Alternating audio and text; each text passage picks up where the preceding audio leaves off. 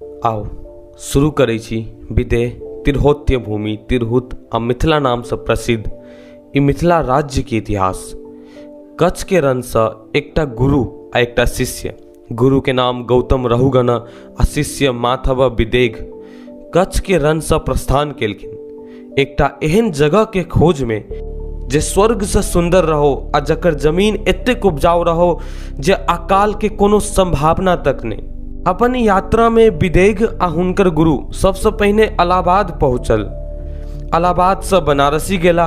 बनारसी के लग में रहल सदानीरा नदी के वही पार वही समय तक क्यों नहीं गेल छला। सदानीरा नदी के नाम अखन गंडकी नदी है जे नेपाल से ओरिजिनेट होइत इंडिया के बिहार में प्रवेश करेगा।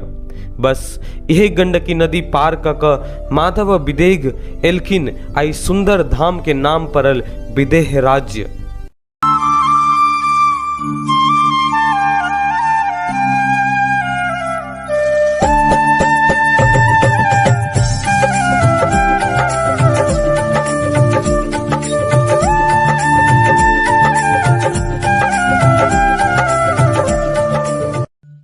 कोनो नीक काज एते सरलता से नहीं होई छे, अहो में बाधा एले।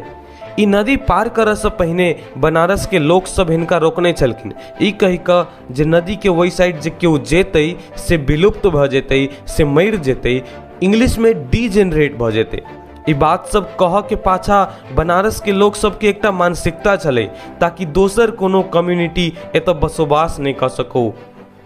माधव विदेह बनारसी लोग सबके चाल बुझ लेलखिन आ नदी पार कऽ विदेह राज्य तक खोज लेलखिन। लेकिन समस्या तो तबो एले, लोग सबके केना समझाल जाय जे नदी के वही पार के जगह हुनका सबला ठीक छे, क्यों नहीं मरते विदेह राज्य में गेला सा। बनारसी लोग सब जे हल्ला फैला देने छलखिन जे नदी के वही पार जाइते आदमी विलुप्त भ जेतै, प्रकृति में टूट कऽ मिल जेतै, ई हल्ला के बंद केना कयल जाय। राजा माधव विदेह आ ऋषि गौतम रहुगण बहुते सोचलखिन। सोचला के बाद एकटा हुनका उपाय सुझायल। सनातन धर्म में 4टा वेद होइ छै आ जे चारू वेद पढ़ने रही छथिन हुनका सबके होता कहल जाइ छै। ऋषि गौतम रहुगण एहने 3टा ज्ञानी महाऋषि सबके बजेलखिन विदेह में, और तीनों ऋषि मुनि ई विदेह भूमि पर पूजा पाठ हवन यज्ञ बलि तक चढ़ेलखिन। बस इहे पूजा पाठ के कारण विदेह के ई जमीन बाकी धरती के जमीन सबसे अलग भ गेल, पावन भ गेल, पवित्र भ गेल। एहन सुंदर कोनो धाम यो भैया, एहन सुंदर कोनो धाम यो भैया, सबसे पावन एह धरती पर मिथिला धाम यो भैया, सबसे पावन एह धरती पर मिथिला धाम यो भैया। जबकि ई भूमि पर 3टा होता यानी 3टा चारू वेद के ज्ञाता पूजा केने छलखिन, एकरा तिरहुत्य भूमि कहल गेल। इहे तिरहुत्य भूमि बाद में तिरहुत के नाम से प्रसिद्ध भेल। तिरहुत तिरहुत्य भूमि के छोट नाम यही। माधव विदेह के वंश में राजा निमि भेला जिनकर अकाल मृत्यु भेल आ मृत्यु के प्राप्त भेला तक हुनकर कोनो संतान नहीं छला। फिर एक बेर ऋषि मुनि सब मिथिला पर उपकार केलखिन। राजा निमि के मृत शरीर से मंथन कऽ कऽ एकटा नवजात शिशु के प्रकट केलखिन। कियाकि ई शिशु मंथन कऽ कऽ प्रकट काल गेल छलै, हिनकर नाम मिथि पड़ल।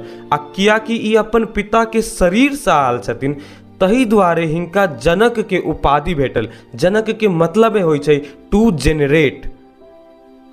राजा मिथि के काल में तिरहुत राज्य के विकास अपन चरम पर छला, जै के स्मरण राखऽ के लेल तिरहुत के लोक आ ऋषि मुनि सब ई राज्य के नाम हुनकर वीर आ पराक्रमी राजा मिथि के नाम पर राखऽ के निर्णय केलखिन। तै के बाद तिरहुत राज्य के नाम मिथिला राज्य सेहो भ गेल। स्वर्ग सँ सुंदर मिथिला धाम, मांडन आयच राजा जनक के गाम। स्वर्ग सँ सुंदर मिथिला धाम, मांडन आयच राजा जनक के गाम। राजा मिथि के समय से जतेक राजा सब मिथिला पर राज केलखिन सबके जनक के उपाधि भेटल। राजा मिथिये के वंशज राजा सिरध्वज जनक छलखिन, जिनकर समय में मिथिला में अकाल पड़ल एकटा श्राप सँ, आ राजा जनक अपने से सोना के हल लऽ कऽ धरती माँ के प्रसन्न कर निकलि गेलखिन, जै के परिणाम स्वरूप मिथिला के हुनकर मिथिला किशोरी राजकुमारी जनक दुलारी माँ सीता भेटलखिन।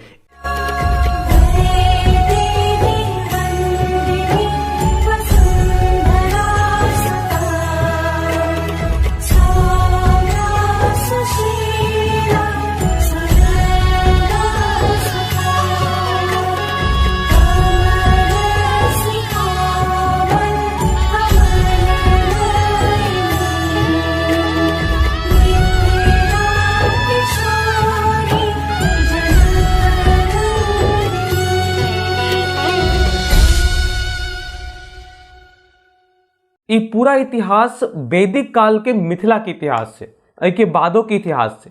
एहि के बाद के इतिहास जान के तो कमेंट में लिख के बताब जे अहाँ के पार्ट 2 चाही।